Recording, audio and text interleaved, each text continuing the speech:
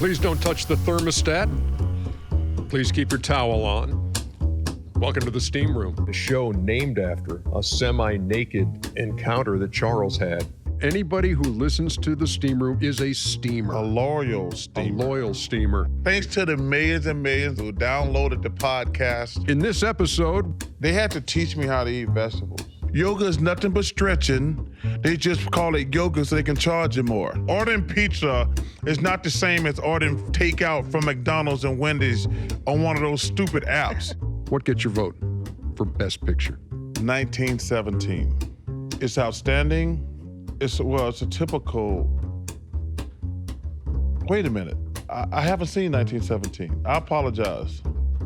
That's what puts us right up here, way on the top rung on the credibility ladder. And how about this? Episode number 8 of the Steam Room podcast. And as you can tell, this one's already different. Wow. Because it's in front of a live audience, Chuckster. And Ernie, number one, I want to thank y'all. There's a dude over here got a Detroit Pistons jersey on. You talk about having no pride. I mean, come on, man. You are going to be glad you're here because a little bit later, Isiah Thomas will be joining us. Yes. I refer to him as the great Isiah Thomas. Yes. So I don't know if any of you have downloaded the Steam Room podcast. We certainly hope you have, wherever you download your podcasts, because we're up to what? Was it 16 trillion downloads? 16 trillion, 975.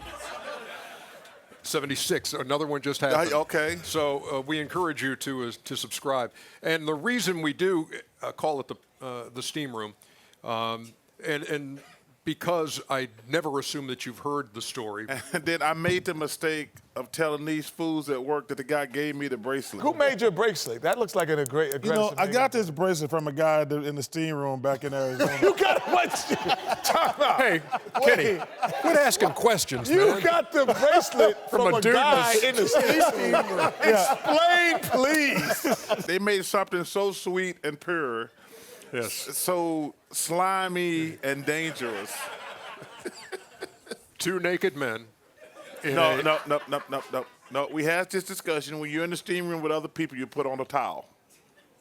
You don't. No, that's pretty much agreed, right? Yes. If you're in there by yourself, it's all right. Yeah, you can stay. You can be in that steam room naked by yourself. But if there's other people in there, you put a towel. But you normally want to have a towel underneath. Oh, you so you don't slide off of that. No, thing. but you sit on one and you put one over you. Okay. At least I do. It only takes one. You know. So anyway, that's how our podcast got its name. Also, one of the things that, if you've followed Chuck's TV career, you know that he is very fond of these 3 words.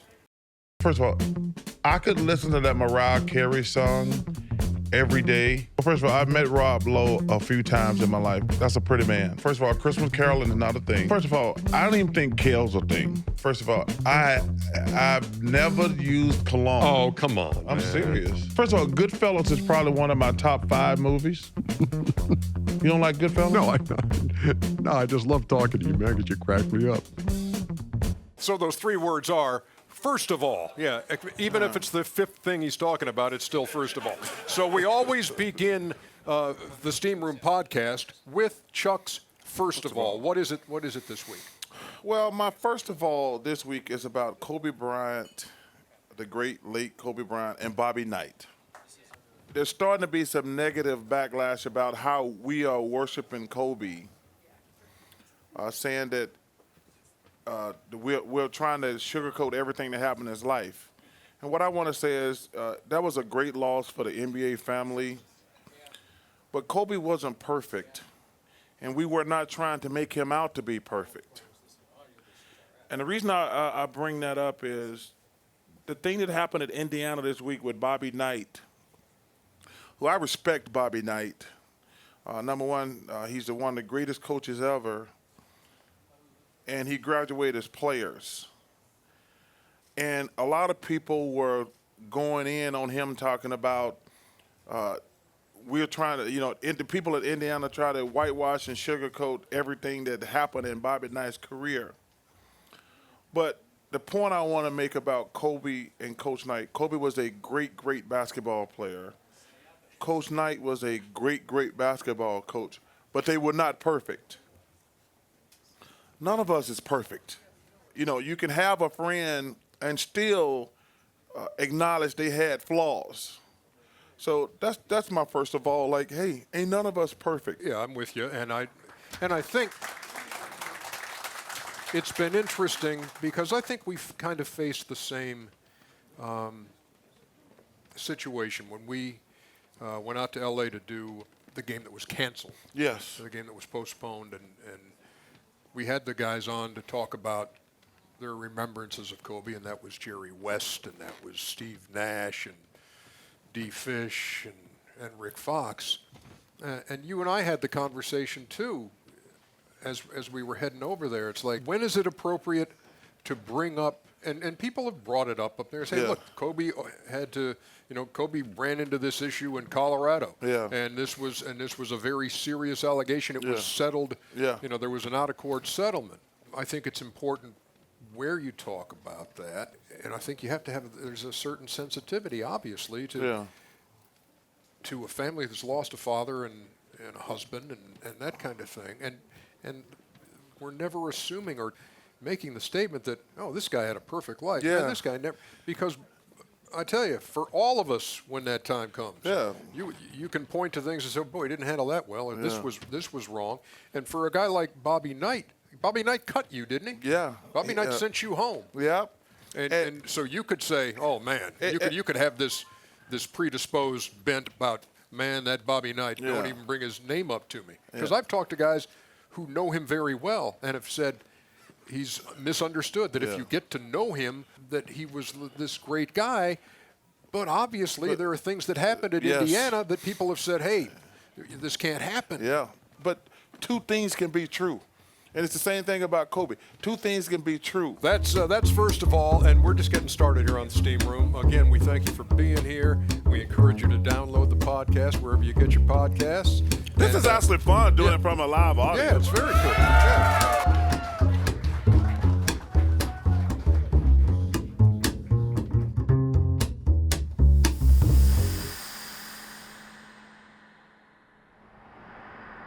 Since I've been born, I didn't eat any vegetable. Broccoli, broccolini, spinach, artichokes, asparagus. That's a no. When you go to these salad places and they got like 5 different types of lettuce, I'm like, no. There's not 5 types. It's just lettuce. There are different types of lettuce. They're all the same, Ernie. They're called lettuce. Kale chips are not a thing. Well, they are, but they're not your thing. I will say this. Nachos. I'm a chili, cheese, ground beef, maybe some chicken type guy. Ernie, you can't have butter if you're on a diet, man. Oh, so that's where I've gone wrong. No, that's where I was going wrong. Yes, food, one of our favorite topics on the Steam Room podcast. You never go wrong with it. We welcome you back here to House of Blues in Chicago. Thank you all again for being here. Yeah. Chicago's a great food town, man. This is Wonderful restaurants in Chicago. Other than New York, this is the best food. No, come on, they just got a gazillion restaurants in New York, but Chicago has arguably some of the best food places in the world. If anybody knows quality of food around the world, it would be you. Oh no, I mean that in a good way, Chuck. Yeah, that's no good way to say it, Ernie. That's no good way to cut me like that. So let's think about a couple of things that come to mind when you think food in Chicago. Chicago hot dogs. Yes. And deep dish pizza. And we happen to have examples of both here for you. So this is Portillo's for the dog here. So Portillo's is a good call for the dog, right? No ketchup. Look at that. Yeah, no ketchup. Well, I never put ketchup on a hot dog anyway. And this hot dog here, Chuckster, has got, it's got everything. It's got peppers, it's got tomatoes, onions. What? I know Ernie, we've had this conversation. The only thing you put on hot dogs is chili and onions. Okay, well, there are onions on it. Don't you want to open your horizons a little bit to see this is what? Take a bite of a Chicago dog. I'm not eating. No, I'm not. No. Come on, try a bite of a Chicago dog.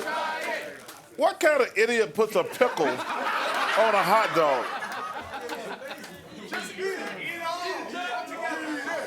Peppers. No. I'm gonna eat a hot dog with some onions on it. All right. And I don't even know what this green crap is either.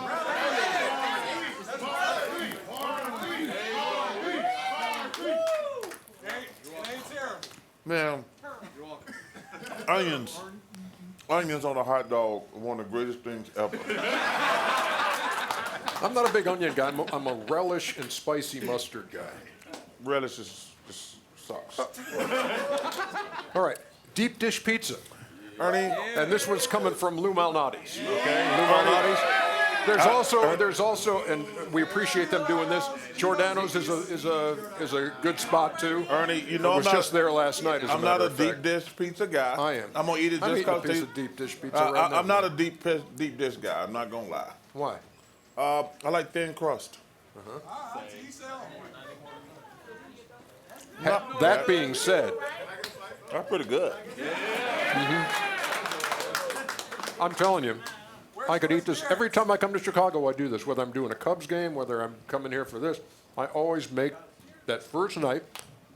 I got to go to Giordano's, and this is again Lou Malnati's. It don't have enough stuff on it. Okay, what's the ideal pepperoni pizza and sausage?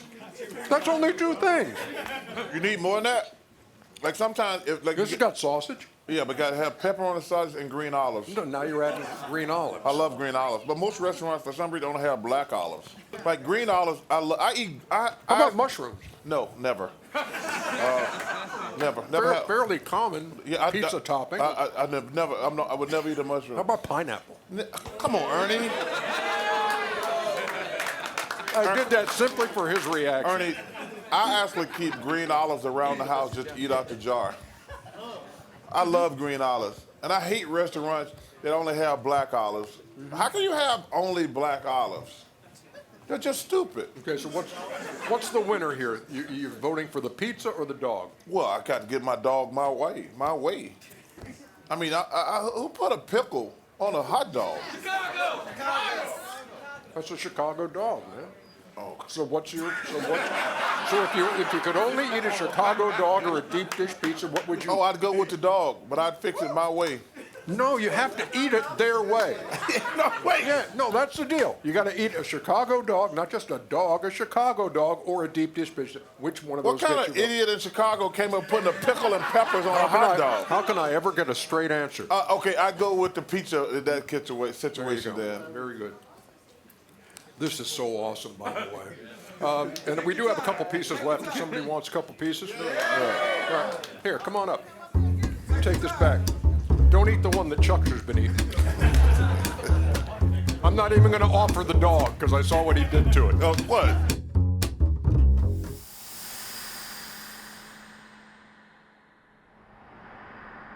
Can you imagine a world filled with folks wearing the steam room bathrobe as nicely as Tim Kiley, our longtime producer? Are you really wearing a Dan Marino hat? Well, let me tell you something, Chuck. The way Pat Mahomes was throwing the ball around, he reminded me of my teammate and my friend, Dan Marino. If I had $1 for every time you dropped Dan Marino's name, I'd have an extra $10, $15 million. Danny, you on the phone? Yeah, what's up, Tim? Oh my God! Man. Are you serious? The Iceman is here. Chris Fowler of Big ESPN. You were the very first guest picker. You know that, right? I did not know that. Jake Tapper of CNN. Yes. Ernie, you may or may not know this, but I first met Charles in a Wendy's. There's a pretty good chance of that. Jimmy Rollins joining us. How about the damage to the game of baseball itself? A scandal is never good. It brings a lot of eyes, but these are the wrong type of eyes. Better performance, Charles in Space Jam or you in Ace Ventura, Pet Detective? There is no doubt that me playing in Ace Ventura Pet Detective was way better than Space Jam. Yes, so on the Steam Room, we have had numerous guests through the first 7 episodes. Here we are in episode 8, and in his hometown of Chicago, Isiah Thomas joins us here All-Star Weekend at the House of Blues. It is good to see you, Ernie. Is it good to be here? Are you honored to be in the Steam Room? I am honored to be in the Steam Room, and I don't want no bracelets. Don't give me no bracelets. You know, I'm good. What's it like? I mean, growing up in one of the greatest cities in the world, coming back, you've had one of the most amazing lives ever, and you get to come back, and you're probably going to see some old friends. Today, at one of the events, I met a girl who was in 4th grade with me. And she looked at me and she goes, I can't believe you remembered me. It was like, wow. Well, you just remember all your childhood friends and everything else that you grew up with, because that's all I really, I mean, my best friends in life are still my high school friends. Wow. My high school, grade school friends, those are the people that I, loved, grew up with, and, stole some food with. Yeah. What's your first memory of picking up a basketball? I was maybe 3, 4 years old. And were you crossing up little toddlers at that point? No, I wasn't crossing them up. I was tripping them. But no, I was maybe 3, 4 years old, and all my older brothers used to go to the playground to play. And we didn't have babysitters or anything like that, so you had to go with them. And every now and then, they would let you get out on a court and shoot, but they'd teach you how to dribble. And I remember in 4th, 5th grade, I had learned how to dribble so good that Brother Alexis, who was the grade school coach at that time, allowed me to be in the layup line. And also, I was like the halftime entertainment, like, doing dribbling drills. Yeah. Wow. Yeah. Hey, the one thing that amazed me about your career, what happened to your team on the Pistons? Y'all went from being only an offensive team to one of the greatest defensive teams, because people forget that. Because everybody have y'all as the bad boys as one of the greatest physical defensive teams ever. But at one point, you guys tried to outscore everybody. Yeah. What happened, and who changed that mentality? Chuck Daly. I mean, we started out as being the highest scoring team in the NBA, and we still hold the record for the most points ever scored in the NBA game, which is 186. Isiah hits the first free throw. It's 186-181. Was that against Denver? That was against Denver, yes. And actually, Chuck came from Philadelphia after he got fired in Cleveland, came to the Pistons, and, we were up and down. And I'll never forget, he was like, we can't win this way. At the heyday of the Bad Boys, when you're winning championships, how would the contenders today fare against your team? In all honesty, not in just we'd sweep them, or they'd play 3 games and leave. Let me interject. Are you going to say they'd sweep them? No. What I'm going to say is, I think that's an unfair question. Why? Why? Because you would have to.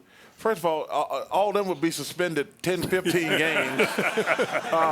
So the reason I think that I hate the comparisons, because these teams today could not have played in our day. And I don't mean from a talent standpoint. I'm talking from a physicality standpoint of how you can play the game these days. Can you imagine little Steph Curry, who's a great player? Can you imagine if the Bad Boys had been hitting him like they did Michael Jordan? They'd have broke him. Well, I'm just saying, this is why I could have played with Charles, because he's a good teammate. Yeah. He saw that you were leading me down the bad road, and my teammate jumped in and was like, "No, Zeke, I got this." That's a bad question. Okay, well, he had part of it. Now answer the question. Well, again, as Charles said, it all depends on the rules that we would play by.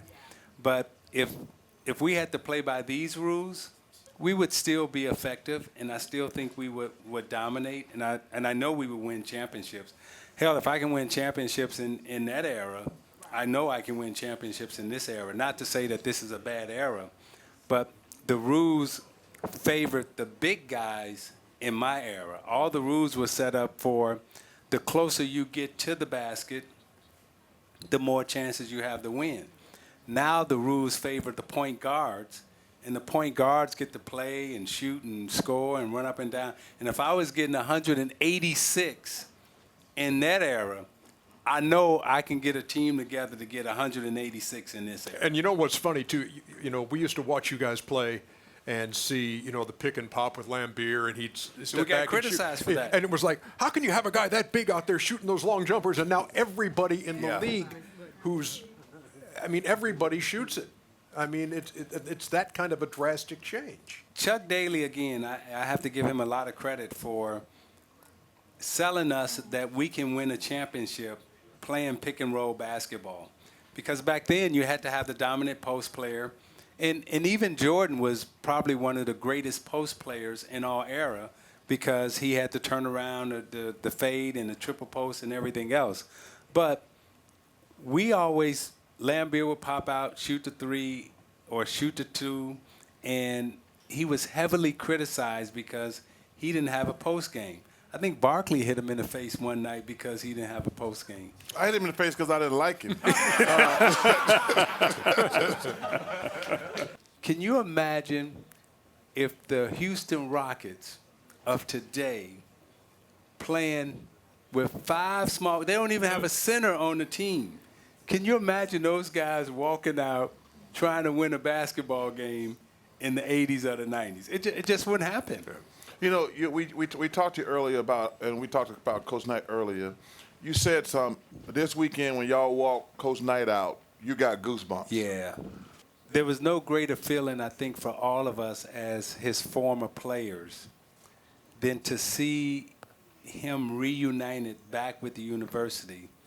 But to be able to stand on the I, what we call, the I at Indiana in the middle of the floor, and have, the student body chant your name. And it was definitely a goosebump kind of moments. You just got chills where you was like, whoa, and it was beautiful. It truly was. I'll never in my life forget that moment.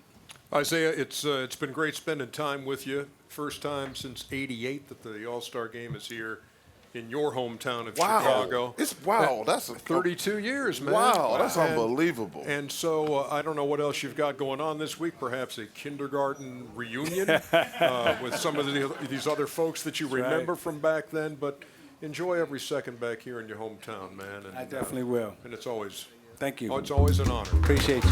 Isiah Thomas. Thank you. Wow. 1988. Yes. Yep. Love you, brother. I love you, brother. A visit from Second City. Yeah. This is fixing to get hilarious in the steam room.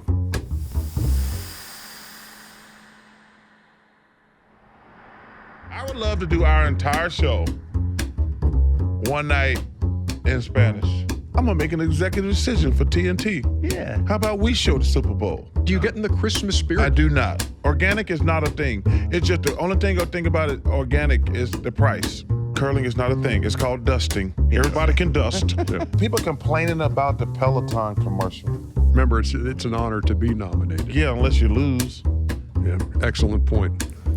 The Steam Room podcast continues from the House of Blues in Chicago All-Star Weekend. In front of a large and enthusiastic audience. Or you can call them unemployed. I'm sorry. I didn't know my mic was on. Mary Catherine Curran and Jordan Savusa are here. They are with Second City. And I didn't realize this. Second City started in 1959, correct? That's right. And so this, and it's a comedy place, but it's also kind of a comedy state of mind. It's kind of like when you say Second City, it's just this, it covers this whole improv world, and nobody does it better. Which is the cool thing, because there's so much history to the Second City. Like, I don't think you said 1959, but there's a great educator named Viola Spolin who used her theater games for kids, who used it, and her son, Paul Sills, used those games to create the Second City. That was based on improvisation. In December, we had our 60th anniversary. So we've been here for a while. Yeah, and I think about all of the alums, and everybody looks at like the Saturday Night Live crew for so many years. It was just this constant stream of Second City grads or whatever you want to call them. So there's that rich history to live up to, is there not, Mary Catherine? For sure. I mean, on the walls of the theater, there are quotes from Rachel Dratch and Tina Fey and Steve Carell, and it's a crazy thing, but it definitely is an honor to be performing on that stage every night. We're Tuesday through Sunday, so it's 8 shows a week, which is a lot. And it's not 8 days in a week. There are not. I'm just kidding. But they squeeze 8 shows into Yeah, we that make it week, work. so, We make it work. So we, it's a wonderful thing, and we love to do it. And there's nothing quite like performing in front of a live audience. It's invigorating every night. Do you really not know sometimes what you are going to do? Is it totally like, because they'll throw out topics, okay, do this. You don't have any inkling? Not usually. I mean, we do a scene in the show where every night they get suggestions and I have to guess what their suggestions are. And they're doing charades to help me guess, but it's different every night. And it's always, and everyone asks, are you cheating? Are you cheating? Because sometimes I get them pretty quickly. But I'm always out in the lobby just waiting, and I never know. And when people yell out suggestions to us, we never know what we're going to get, so it's always different. I've been blessed to host Saturday Night Live a few times. Have you ever just had a laughing fit in the middle of something? Yeah. Yeah. Sometimes we mess with each other. We do our best not to. We do. We just have a lot of fun up there, just improvising and making stuff up over and over again, so something will catch us, and it'll just... We can't stop laughing. Oh, for sure. I mean, there's been times where both of us have lost it. We have a lot of fun up there. Yeah. How big were the butterflies the first time you took the stage? Huge. Oh gosh. Yeah. It was just to be part of the main stage cast, and then that first night, that you're like, it's happening. Yeah, it was crazy. It was just so much fun, and then we did it again, and then I was better. I've asked I've been out, got some friends who are comedians, and they said they hate when people walk up to them, say something to make me laugh. Oh, yeah. Like, does that happen? Like when y'all are with friends, like, hey, say something to make me laugh. Constantly. Oh, usually it's Lyft drivers that will. Yeah, it's Lyft drivers. Where like people taking me to work will be like, "You work at Second City? Give me a joke," and I'll say, "No, you got to pay me for that." Yeah, now. you got to go. See I the don't show. do it for free anymore. Oh, that's funny. Well, why don't you? Can you give us a lesson or a drill or something to see if we have any kind of. Is there any kind of a training that would say, oh, yeah, you've got what it takes to do improv? Oh, I see you talk all the time. You guys definitely got what it takes. Oh, yeah. I mean, I saw you eat a cookie from your head, and that went into your mouth. And to me, there's nothing more than yes and than your head and your mouth eating that cookie. Hey, that's nothing better than eating. I think the stuff that we do at the Second City is based solely on like improvisation, which is the idea of yes and. Like whatever you give us, we will just say yes to it, accept it, and then we'll add something to it. Yes, so we could give an example of that right now. So Jordan would say something to me like, the vampires are going to get us. Oh, yes, and I'm going to have to get my stakes out. Yes, because I don't want to be a vampire. Yes, and maybe this is the time for us to renew our vows. Yeah. And then it would be a little better than that. But leave it on a cliffhanger, just like that. So if I were to say something to you like, hey, let's go to the beach. And then you would say, oh, do I need sunscreen? Or do I need a Speedo? See, I'm going to stop you right there. Now, sir, you're asking a question. And in improv, we don't want to ask a question. We want to say yes and. So if I were to say, hey, let's go to the beach, you'd say... Yes, and. Yes. Yes, and. I'm going to get Speedos and put on some suntan lotion. And I should bring a snack. Yes. And I'll go ahead and get the boombox so we can listen to some sweet tunes while we're on the beach. What sweet tunes? No, don't ask a question. Just kind of agree and add to it. Okay. Yeah, usually, because questions then can lead you towards an argument or, which, after we've been doing it for a while, we will throw in some conflict into our improv. But when we're starting out, if we're agreeing and adding something, that's always going to be better for our partner. So if I were to start something with Charles Sure, yes. I would say, so Chuck, I understand you got a new Speedo and it's an extra small. Yes, and? Yes, and I just didn't want to embarrass you at the beach, Ernie. That's very thoughtful of you. But I also understand that you have thongs, but thongs meaning the flip-flops that are really big. Ernie. Yes. Yes, and yes, Ernie. And they're big shoes. And you know what big shoes mean, Ernie? Yes, I do. You know, it means small. It means small Speedo.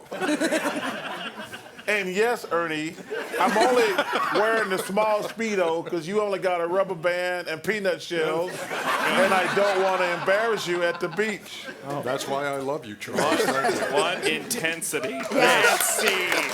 And scene. Yes. So anyway, what's the address of Second City? 1616 North Wells. Because we're going to be there. Well, we'll see you tonight. You can come and please play come with see the us. show. Yeah, come play with us tonight. Yeah, we're in a show right now. Do you believe in madness? It's running forever. Do you believe in madness? Mm-hmm. Yeah, we work for TNT. Yes, we believe in madness. yes, and yes, we work for TNT. Guys, thank you so much. It's been educational for us. We have much admiration, really. I mean, you guys, I know it's a fertile ground for comics who you're gonna see and become household names, and I'm certainly hoping that yours will be too, and folks will continue around success. The country will see Thank you so much. Yes. Thank you. Thank you. So So much. much. Thank you so much.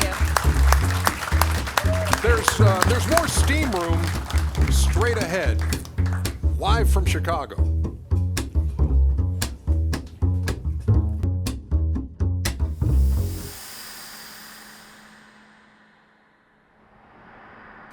Well, earlier tonight on this very stage, Chance the Rapper was here, and he joined the Ledlow and Parker podcast. Take a look. Thank you so much. How are you doing? What time is it? Give it up for Chance the Rapper, Chicago. I can't actually believe that you're here. Oh, yeah, no, thanks for having me. You have such a busy schedule this weekend. Yes. Like, you are Chicago. I'm everywhere right now. So this was cool, though. No, when we sat down and we were talking about who to have as part of a live show in Chicago, you were the first name that came to mind for both of us. Thank you. Is it not crazy? All y'all are from Chicago, right? Yeah. It's All-Star in Chicago. Like, this weekend finna be cracking, so I'm very excited. I can remember counting down in the driveway, like sticking my tongue out, trying to fade away like Michael Jordan. Yeah. Did you play basketball growing up? And how much of an impact did the Bulls have on your upbringing? Yeah, I mean, I played a little bit of basketball. I played 8th Ward basketball at Avalon Park when I was a shorty. Avalon, you know what I'm saying, in the building. But I was never like, it was never like a personal craft for me. Like, I love music or I like other things. But I think the Bulls, to me, represented like basketball as a whole. And I don't know if that makes sense, but I feel like Michael Jordan kind of made basketball a global event and made everybody interested in it. Beyond a sport, but like as a lifestyle and including fashion too. And so, I was born in '93, so they already won 3 of them joints, I think. Yeah. And so it was kind of something that I just grew up with rather than like watching unfold. So it was like it's integral to me. Like when I think of basketball, I think of Michael Jordan, I think of Chicago. We like to play little games Yeah. with the guests that we have on this show, and I'm told we have just a couple more minutes. So the game is titled Chance or No Chance. Chance or no chance. Okay. So if there's a chance, you say there's a chance. If there's not, then you say there's no chance. It's No pretty chance. self-explanatory. We're going to bust out some scenarios here. Okay. And you tell us if there is a chance or no chance. Here's the first one. You're going to bring out a special guest during your halftime show. Chance. All right. Hey, I like that. Okay, here's the second one. You're going to tell us who it is? No chance. Yeah, that's okay. You tried. It's okay. I Follow had up. to shoot You my had to shoot shot. your shot. That's good. I got you. So you're known to say that you don't eat veggies. Like he doesn't ever. He doesn't eat vegetables. Sorry. So you'd eat a veggie to show your daughter that they're good for you? Chance. I've done that before, yeah. Okay. But That's just sweet. one. Just like one. a piece. Just one. You can't eat a bean and It's set like- an example. Yeah, but It's like you just, you do, yeah, exactly. All right, how about this? Your Chicago Bulls make a playoff push. You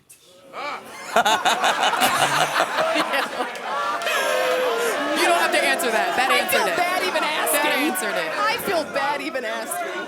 Yeah, this is tough, yeah. You didn't say what year, so definitely there's a chance. There we go. There we go. There's always a chance, right? So I will give out a perfect score as a dunk contest judge in this year's dunk contest. I see it happening, yeah, All right. chance. Okay. Definitely. Okay. She's picky. Yeah, I know a little bit about what's going on, so I think it's gonna be fire. Yeah. Oh. I'm the ambassador, so I get this intel. Wow. Yeah. This must be nice. Well, how much can you share with us? No chance. How about this? The final one. Team LeBron beats Team Giannis. Strong chance of that happening. Has Team LeBron lost yet since they started doing All this I thing? know is LeBron is making a good case for himself as a GM. He I puts feel together like the he team, puts right? together a team. So even listening to his strategy as he's drafting those and he guys, didn't it's have like, notes. oh. He was just like, nope, yeah, like made the picks and everything. Yeah. Yep. So Giannis had notes.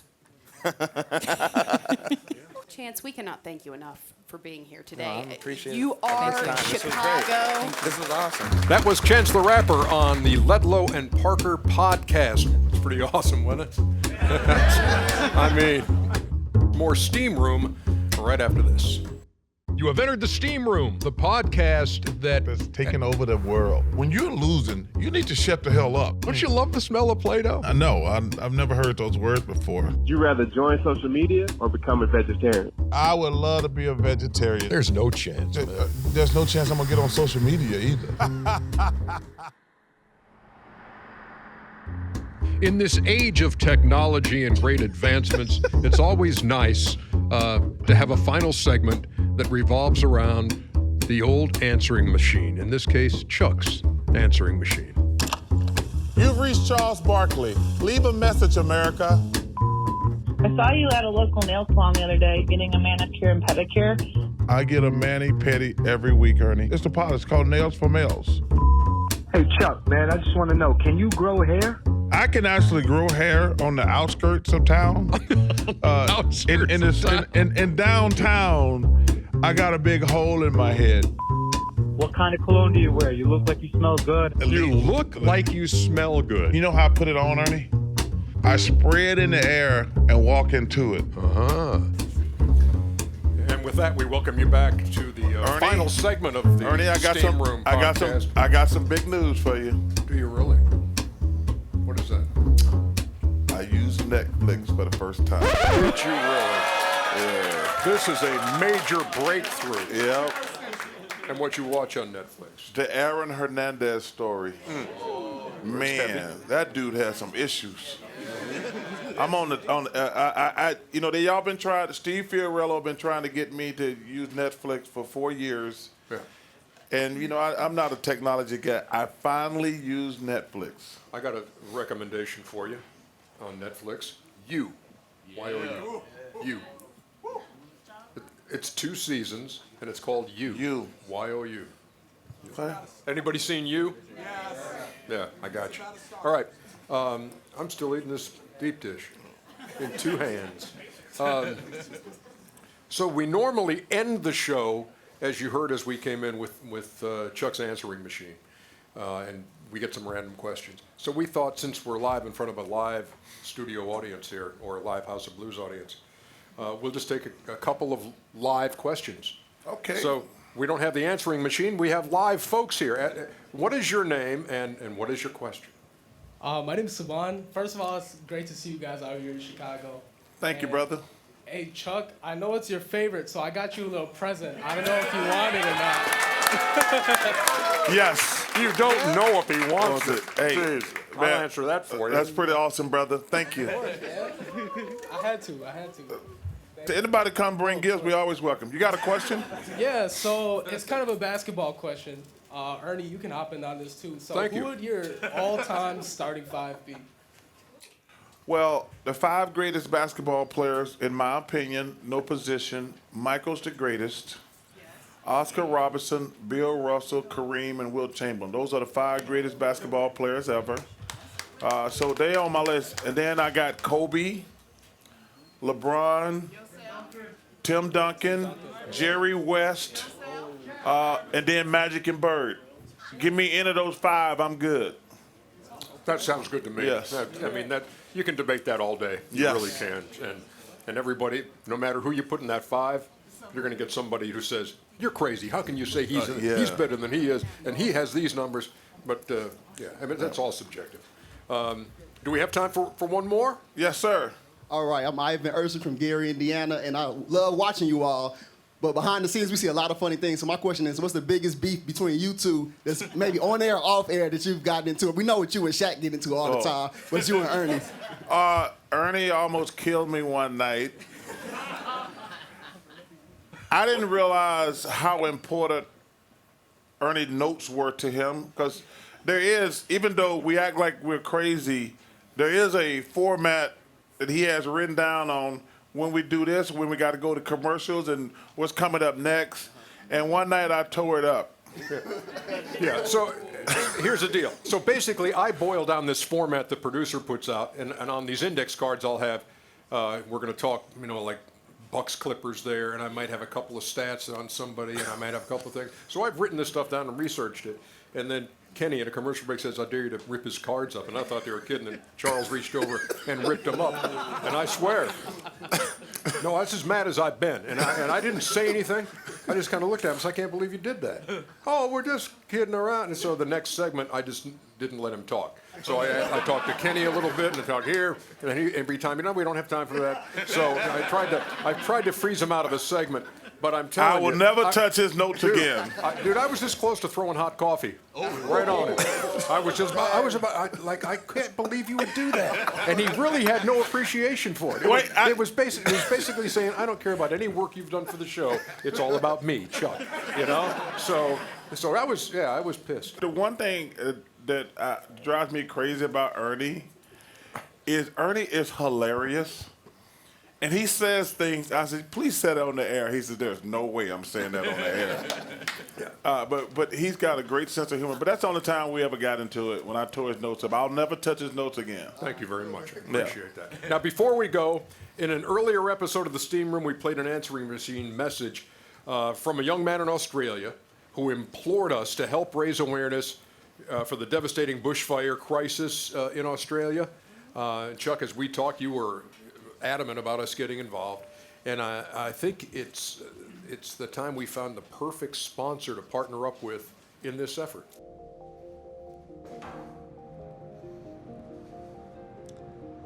Hi, I'm Steven Eisen, founder and CEO of Loci. You might know this is that bracelet that Charles got in the Steam Room. Loci exists to help people find balance in their life, staying humble through the highs and hopeful through the lows. We believe that giving brings balance.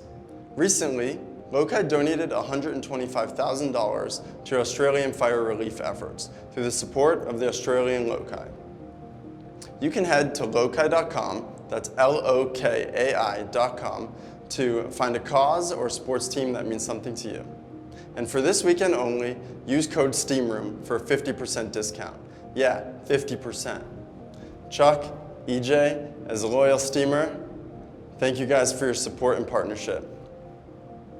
That's awesome. We thank Steven Eisen and Loci for their commitment to that's charitable awesome, man. efforts. Thank you, man. 10% of all Loci net profits go to charity, and to be a partner in this, we at Turner Sports will be contributing an extra $10,000 to the relief effort. Oh my goodness!